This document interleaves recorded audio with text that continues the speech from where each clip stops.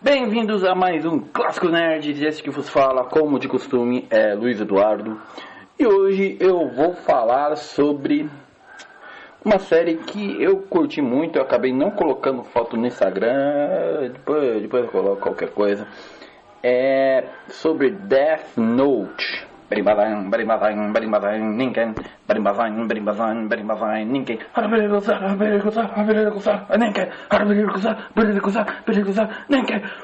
the fuck?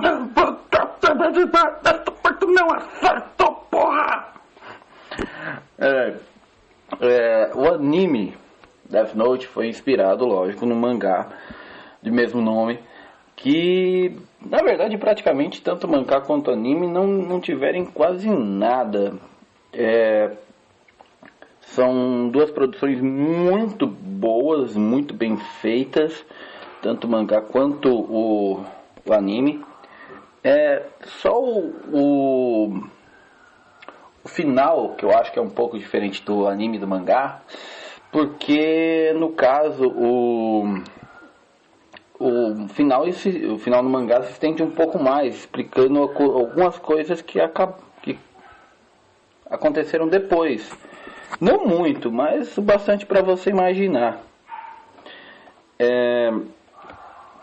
Eu já estava querendo falar sobre esse anime faz um bom tempo, porque eu amo Death Note, tenho amigos que adoram Death Note. Acho que se eu tiver certo, conhecendo alguns aí, o Jack e a Nina devem adorar Death Note. Talvez mais o Jack, eu acho.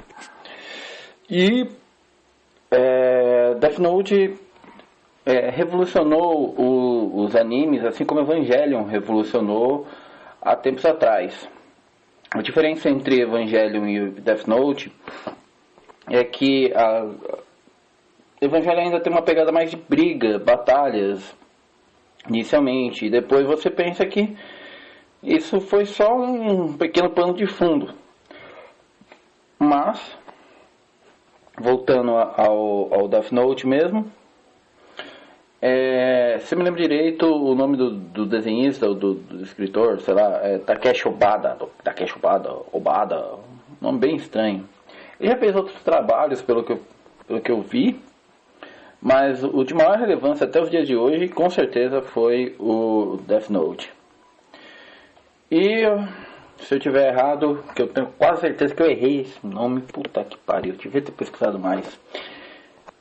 Mas também um detalhe que atrapalha aqui, na verdade, ninguém sabe exatamente quem é esse cara. Parece um pouco com Masamune Shirow, né? Porque até tempos atrás, ninguém sabia quem era Masamune Shirow.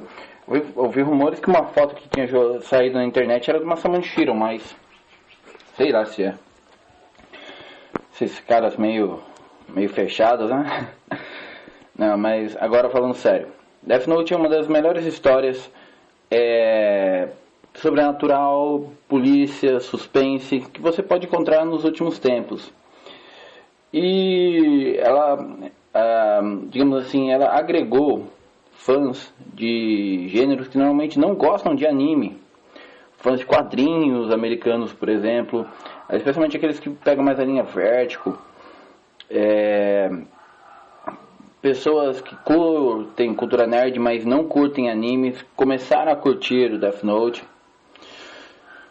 E também existiram os escândalos, como qualquer outro anime. Por exemplo, um garoto, acho que foi na Suécia, que teria... Nos Estados Unidos é mais comum acontecer isso também. Já também aconteceu. O cara escrevia nome de pessoas no caderno, descrevendo como que elas iam morrer. Calma aí que eu já vou explicar por quê. Bem, para entender o motivo dessas polêmicas, a gente tem que saber a história. A história se centra em Haito Yagami. Haito Yagami é um garoto que, ao que parece, está quase terminando a faculdade relativa a direito. E ele se sente muito mal porque o mundo é um lugar bem corrupto e ele é uma pessoa que tem valores morais bem, tipo, o crime deve ser punido da melhor maneira possível, mas ninguém faz isso. Ninguém chega e pune os injustos. E eis que no mundo dos Shinigamis, que na mitologia japonesa são espíritos que levam as almas, como anjos da morte ou valquírias na mitologia nórdica, um Shinigami de nome Ryuku, com uma aparência bem gótica e pesada, chega e entrega a ele um caderno chamado Death Note. O Death Note, para os Shinigamis, ao que parece, é uma espécie de item que faz com que eles consigam viver mais. Então eles matam seres humanos para poder viver mais. Só que, lógico, eles não matam todos de uma só vez. Por quê? Porque se fosse assim, acabaria a vida deles rapidamente. Eles querem manter-se vivos e tudo mais. E quando isso ocorre, esse Ryuku, ele tá meio cansado de viver na mesmice de sempre. Ele acha que o Raito pode ser alguém mais divertido, que ele pode usar para conseguir o que ele quer. Só que aí tem alguns probleminhas. Quando ele entrega esse caderno pro Raito, chegando e falando o seguinte: não, você pode usá-lo como você quiser, mas o próprio caderno tem regras quando está nas mãos de um Shinigami. E ele tem outras regras quando está na mão de um humano. As regras de Shinigami não importam. As regras com o humano é o que importam aqui.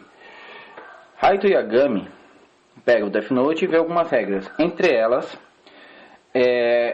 o nome que for escrito da pessoa que você coloca no Death Note morre em 40 segundos por ataque cardíaco se você não descrever a morte antes.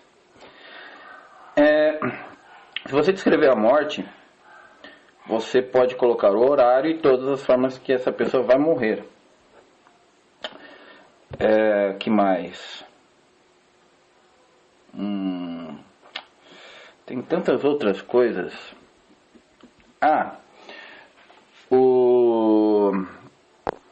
Você precisa ver saber o rosto da pessoa, ou seja, conhecer pessoalmente, e saber o verdadeiro nome dela. Não adianta nada você saber o nome falso.